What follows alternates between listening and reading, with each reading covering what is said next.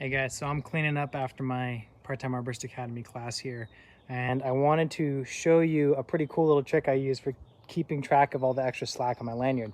So I don't like having a really long lanyard. I generally like this one. I think it's about 12 feet, and it's one I just made out of some extra ecstatic that I had lying around. So generally I want to use as little rope as possible, have less flapping around when I'm swinging around through the tree, when I'm climbing through the branches. I just don't like the extra loops hanging out, catching on things. And so I like to keep my, at the most slack I try and make it so that, you can see here, about the most slack I ever allow to hang from my belt is this right here. It's enough to where I can walk around without accidentally stepping in the loop. When it's doubled up like this.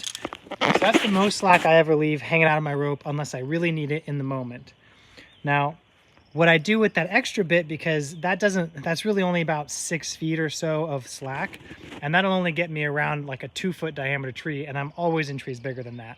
So what I do with what comes off the tail end, I want to show you guys how I bunch that up so that it minimizes how much extra I got flailing around, and it makes it really easy to get the slack out when I need it.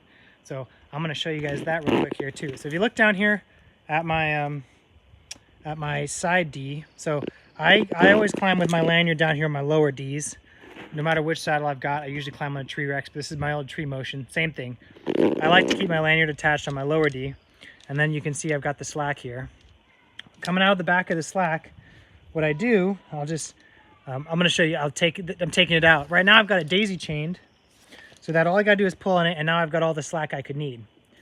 But before I do that, so what I do is I start with the knot at the end. So it's hard to get right. So I start with the knot at the end, and I push the knot through this upper loop,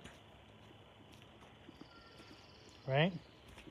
And then you daisy chain back towards your slack tending device and just pull it kind of snug. Doing this one-handed. It's really easy and quick to do with 2 hands. It's way better than dealing with the slack. It doesn't take that long. So I'll daisy chain, you know, whatever, almost half my lanyard I'll daisy chain up. Ugh. And then I take this last little bite, that comes off the end there, and I bring it back and I put it over the top of the knot that's at the end, and then I cinch it. I cinch this thing snug. So that last loop is held in place by this knot, which is keeping it from flopping around. I've got this nice little bundle of daisy chain right here, and then this goes to my lanyard, and the lanyard is just clipped to my lower D-ring. So now I'm mostly only dealing with, you know, whatever, 4, 5, 6 feet of slack. And when I want more, it's super easy. All I got to do is I loosen that one spot where it's cinched up. I pop the knot out, and now I can just pull out as much rope as I need from the daisy chain. And it just all comes out until the very end, and it's free. And then I can use my whole rope.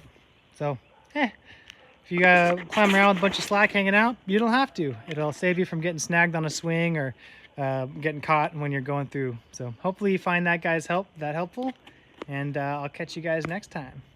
Bye.